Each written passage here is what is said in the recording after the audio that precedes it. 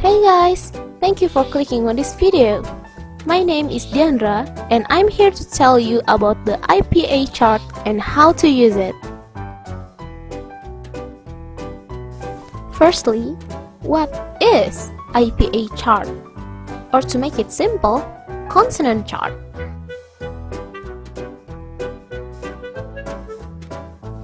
According to the mimicmethod.com, a consonant chart lists all of the consonant sound for a given language, while neatly organizing them by place of articulation, manner of articulation, and phonation. But what is the use of this chart, you might ask? According to the same website, using consonant chart is the best way to memorize the ever so confusing IPA symbols, like this symbol or that symbol, which may look confusing for non-English learners and beginners. For example, do you know how these two symbols sounds like? Yes? No? Hopefully, after this video, we know how to sound these two consonants perfectly.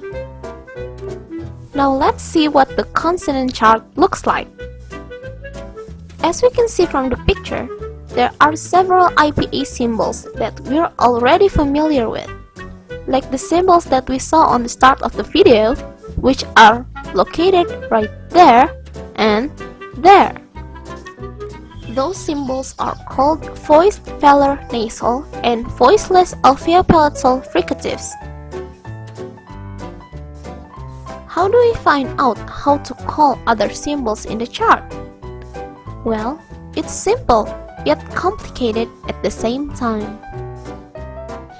The consonant chart is divided into two sections, the column, which is labeled by place of articulation, and the rows, which is labeled by manner of articulation. Let's start with the column, which is called the place of articulation. There are 8 columns in the chart. We could differentiate these columns by using our articulators or speech organs to produce the sounds. For example, let's just say we want to produce this sound. Looking at the chart, we can see that the symbol is in the alveopalatal column, which means that the tip of our tongue articulates with the back area of the alveolar ridge. Now onto the rows, which is called the manner of articulation. The manner of articulation is the way the airstream is affected as it flows from the lungs and out the nose and mouth. There are exactly 6 rows in the chart. Let's just say we wanted to produce this sound. Looking at the chart, we can see that the symbol is in the nasal row. It means that the oral passage is blocked by pressing the back of your tongue against the soft palate or velar, making the air flow through your nose, hence why it's called nasal. And last but not least is whether or not our vocal cord vibrates. We can call this phonation. There are only 2 to remember, voiced and voiceless. We can differentiate phonation by pressing our fingers on our neck like this. If you feel a vibration, that means the consonant is voiced. If you don't feel any vibration, that means the consonant is voiceless. To make it easier to memorize, just remember, the first thing is whether or not the consonant is voiced.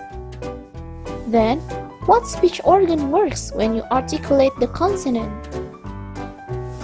The last one is in what way the air flows through. Does it get blocked? Are several articulators create a passage?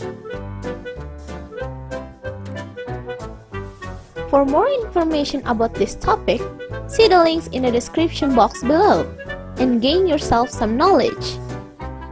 That's all the time I've had for today. Thank you for watching and I hope we all can learn something new for today. Don't forget to like and share with your friends. Thank you!